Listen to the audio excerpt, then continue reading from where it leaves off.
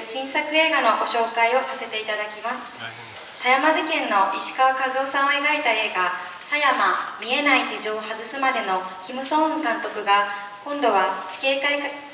から解放された袴田巌さんを主人公にした映画「袴田巌」を制作されました。その宣伝映像をまずはご覧ください。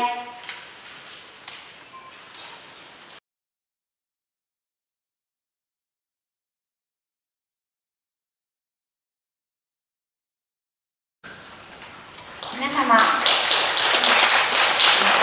がとうございます。皆様、いかがだったでしょうか。それではこちらの作品の監督、キム・ソンウン監督からのお言葉を頂戴したいと思います。キム監督、よろしくお願いいたします。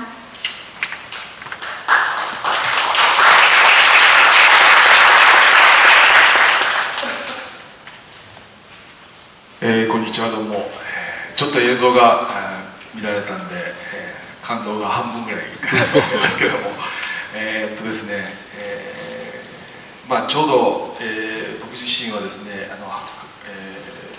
狭山事件の石川和夫さんの「狭山」という映画をですね、3年間石川さんに、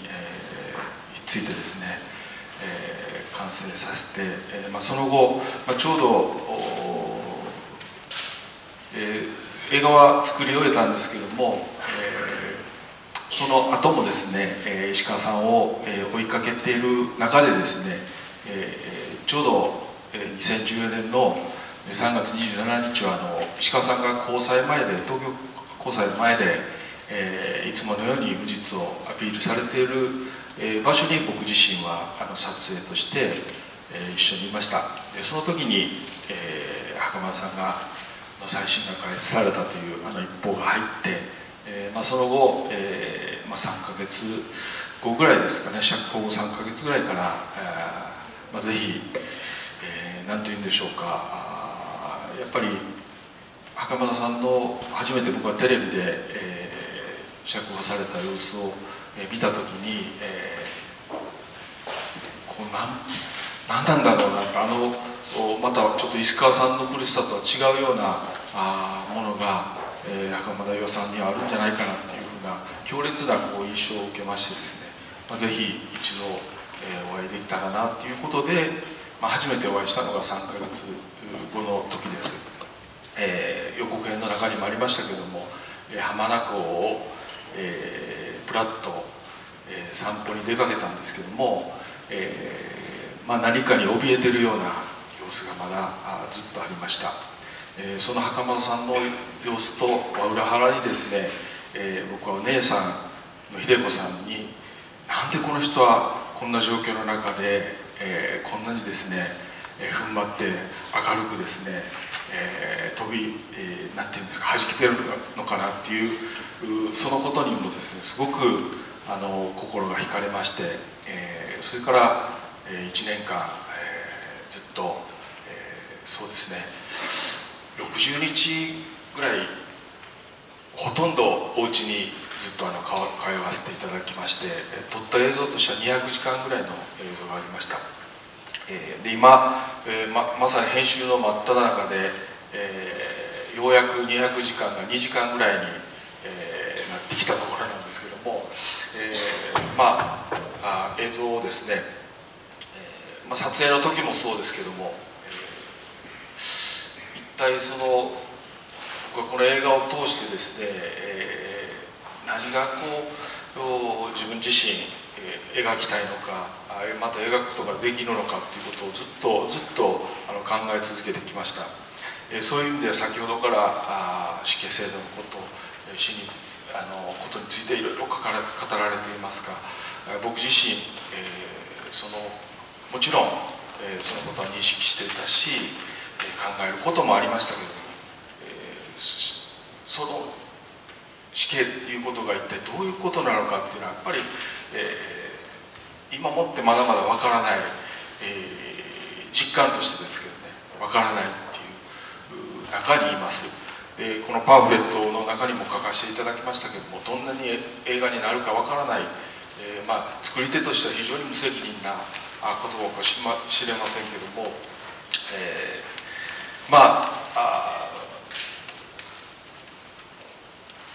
撮影を通して、そして編集を通してですね、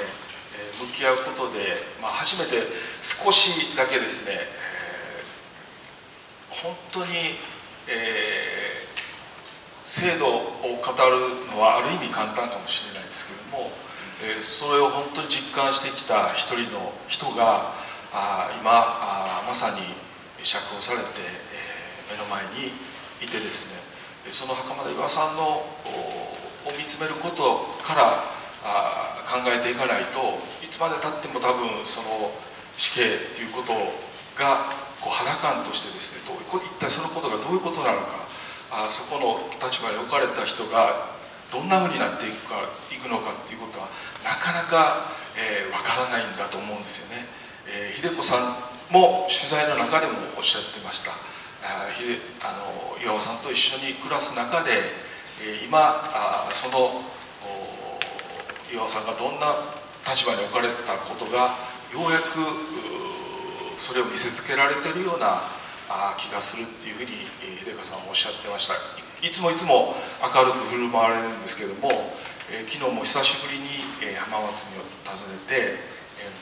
すごくそういう意味では最初から比べると本当に元気になられてます。その一方でまだまだ、きっと死から逃れるために自分の世界を作り出して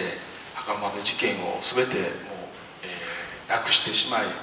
自分が権力のトップに立ってですね、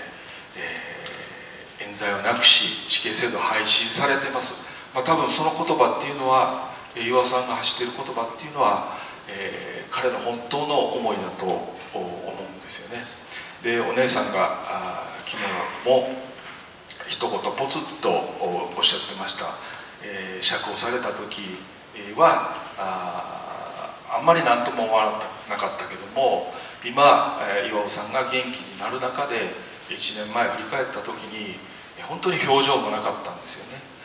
そのことを考えた時に何かやっぱり今苦しくなるっていうようなことをポツッと、あんまり言われはかないんですけ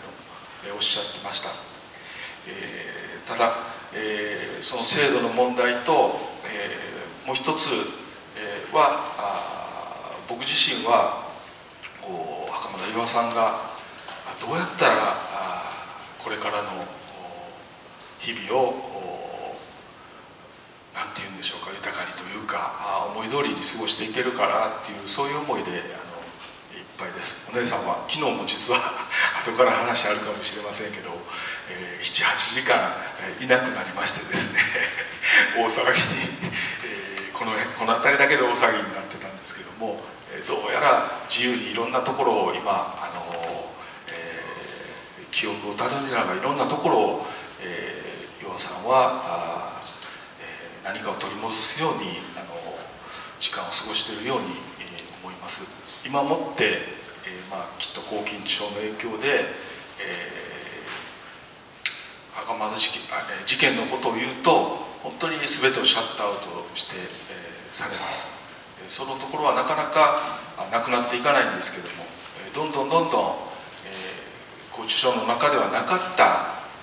人と触れ合ったり、おいしいものを食べたり、いろんなもっと人と触れ合ったりというそういう日常がどんどん、膨らんでいけばきっとこれからの時間がいい時間が過ごせるんじゃないかなというふうに思います。ここのところ本当に半年間ぐらい、僕自身も、現場で巌さんとそしてお姉さんと向き合いながら、そしてまた撮った映像をですね毎日、本当に穴の開くぐらい見続けてですね、そういう中で、つくづくやっぱり思うものはその巌さんを、例えば僕にできることっていうのはその巌さんの姿をですね、そのまんまもう終われということですいません長くなって、その映像を通してですね少しでも実感として肌感として、そのことを伝えられたらいいなというふうに思っています。秋には完成して春ぐらいからは公開する予定ですので、ぜひ皆さん応援していただければなというふうに思います。どうもありがとうございました。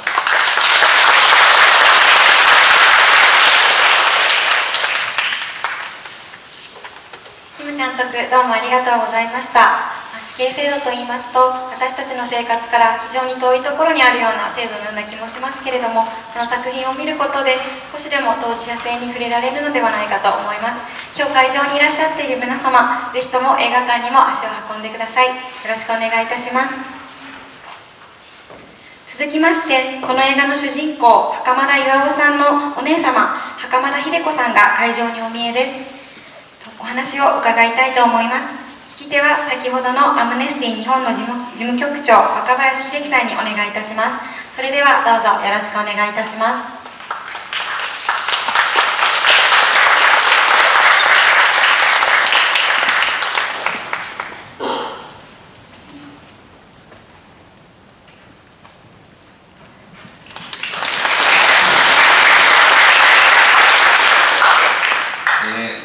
再びの登場ですいません。今映画をご覧になってどうでしょうか。3月27日歴史的な日を迎えて1年半経ったにもかかわらず、いまだに再審は開始されてません。まだ袴田事件は終わってないんです。ぜひ、これからも我々としても頑張っていきたいと思いますが、まず秀子さんに、この事件を振り返り、あるいは最近の巖さんの状況についてちょっと一言、触れていただけたら大変ありがたいと思います。袴田でございます。今日は大勢集まっていただきまして誠にありがとうございます。去年の3月27日に巖が出てまいりました、拘置所から。その時の表情といったらまばたきもしない無表情で、悲しいのか嬉しいのかわからないような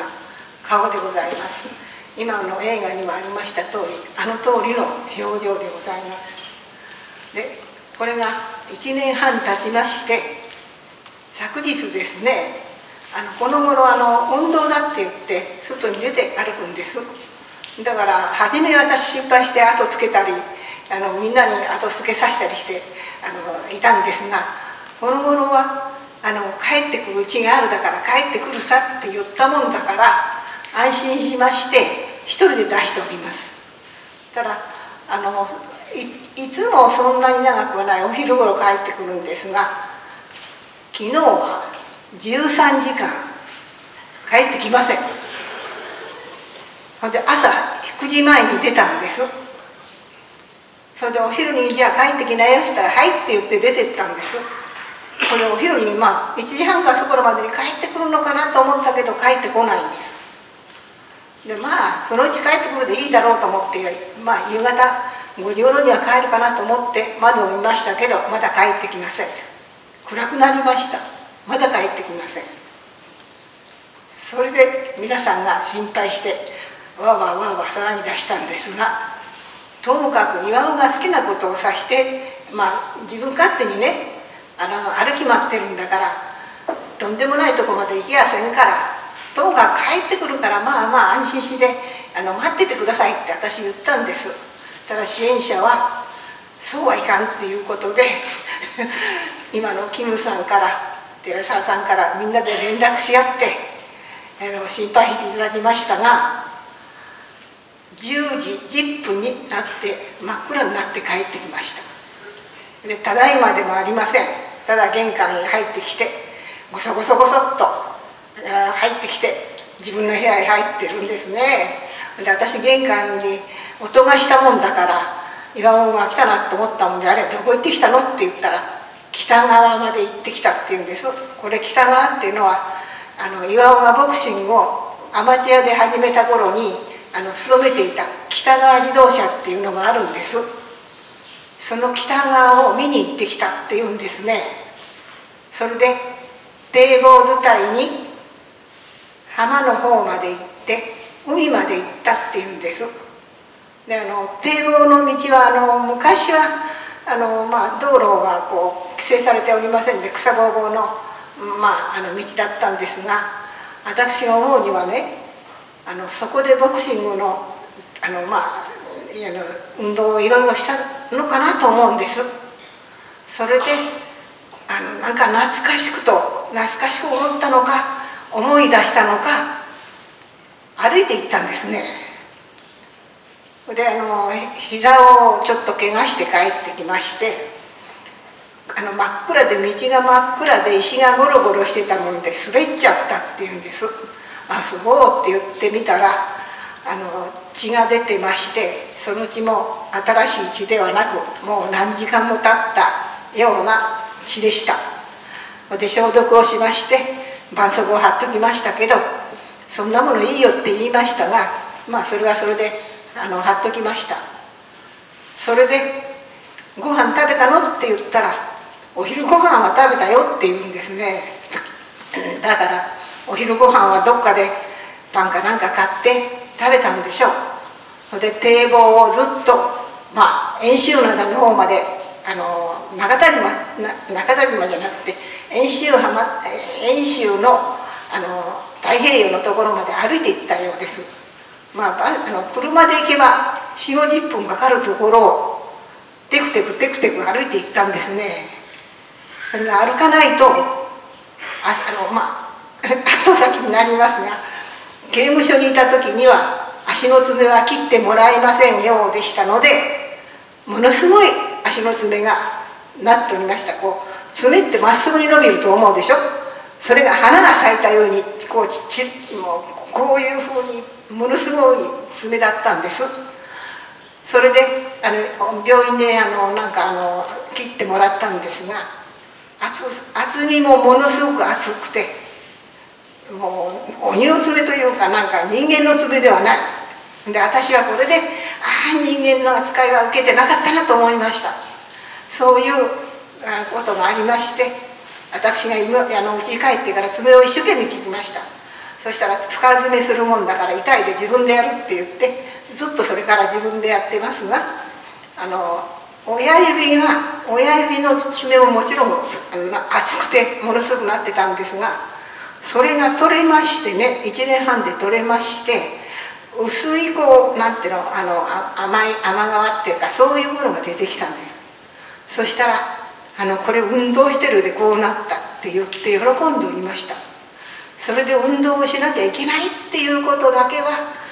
認識しているもんですから、後先の見境はなく、ともかくボクシングの時に走り回ったところらへんでしょう、多分。その堤防を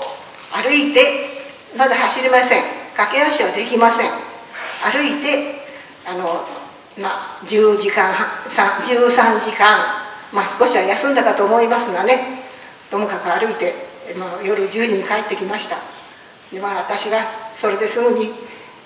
キムさんと寺澤さんに電話して「今帰ってきたよ」って安心してねっていうことはお伝えしましたが、それで家帰ってきてね、ご飯うどんでいいって言うからうどん食べさせた。お風呂に入れてうどん食べさせました。それでうどん食べちゃってから食堂のところでこうなって寝ちゃってるんですね。だから起こして「もうね寝な」って言ったら「ああそうだな」って言って起き上がろうと思うんだけど起き上がれないです。立てないんですよ。腰が抜けたのっていうか、腰がどうかなっちゃったよね。で3回ぐらいこうやっていたけど、で私がゴッと持ち上げて部屋まで連れてきまして、でいつもいる所定の椅子へ座らせましたら、まだ寝ないって言うから、じゃあ早く寝なきゃダメだよって言って、私はそのまま寝ちゃいましたが、今朝は6時頃起きました。それで布団をきれいに畳んで元気でおります。今の状況はそんなような状況で、多分思い出して北川という自動車工場を見に行ったと思います。ともかく長い間ご一緒に入っておりましたのでね、そう簡単には治らないと思いますが、まだ裁判はまだ済んでおりません。ともかく巌は徐々に回復しつつあります。今のところこんなところでございます。ありがとうございます。13時間家出事件で大変だったんですけど、昨日は心配してしまうと思いますけれど、私も1年半ずっと岩尾さんの姿を見てて大きな変化があったなというふうに思います。最初は本当ほとんど感動なし、笑いもなし、無表情で浜松駅に立ったことを思い出すんですが、1年半経ってなんていうんですかね、記憶を取り戻す旅に出てらっしゃるのかなと、少しずつ日常を取り戻してるんじゃないかなというふうに思いますが、一人でも買い物に行く。でも精神状態についてはどうなんでしょうか。やっぱ抗菌症の影響っていうのはまだまだ残ってるんで。もちろんまだまだありまして、向こうで何かしてるからこうやって腰がおかしいだって言うんですね。ただくたびれて腰が立たないとは言わない。なんか言うと向こうであれをしてるから今こう足が痛いとか手が痛いとかっていうことを言います。だからやっぱりそれが抗菌症の影響だと思っております。ご本人は遠州ドームですか、社長さんだと思うんです。そうですね。遠州デパートってあるんですが、遠州のグループのですね、はい、そこの社長さんだということで、それだけやはり抗菌症というものは非常に厳しい思い、なかなかやっぱ治りにくいものだなという感じはしますよね。だから野郎が勝手にっていうとおかしいが出てスッと出てきますのでね、自由にさせておきたいです、私は。だからそんなに遠くはいけないし、お金を使うことは多少知ってます。喫茶店に寄ることも知ってます。で電車の切符を買うっていうことはできないですね。だから電車に乗ってどっか行っちゃうってことはない。だからそこいらへんの今浜松って言っても随分変わりまして、岩のいる時代と変わりましたけど、もともとの浜松の川とかそういうところらへんはあまり、道は舗装されてると思うけど川自体は変わってないものですからね、そこらへんを思い出して動き回ってると思ってます。はい、ありがとうございます。秀子さんって秀子って呼ぶんですよね、最近。この頃ね、やたら秀子って言うんですよ。呼びつけですか。呼びつけ、私たちは私も岩も末っ子です、一番下ですのでね、上がみんな姉とか兄ばっかで秀子秀子って言うから岩尾も秀子でね、私も岩尾のことは岩ちゃんって言うんですが、秀子秀子ってね、この頃盛んに呼びますね。やっぱりお姉さんだという認識はね、もう多少出てきております。はい。わかりました。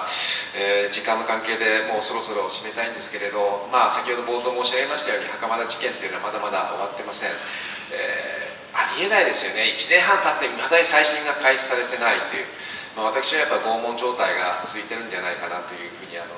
思いますので、実は検察は DNA 鑑定の検証実験をやりたいということを盛んに言っておりまして、裁判所もそれに乗っかってですね、今それをやるかどうかという決めているんです。でも DNA だけじゃないんですよ。あらゆる角度からあれだけの決定が証拠の捏造の可能性があるって至る所に言ってるわけですから、 DNA だけではないわけですけれど、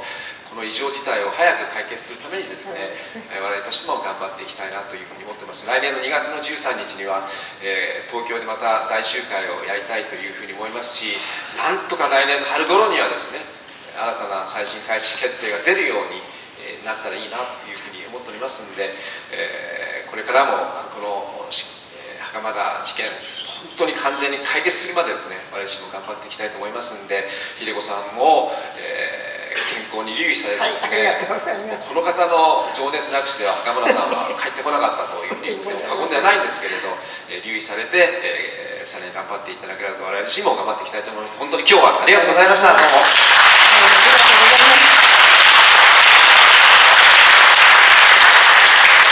ありがとうございました。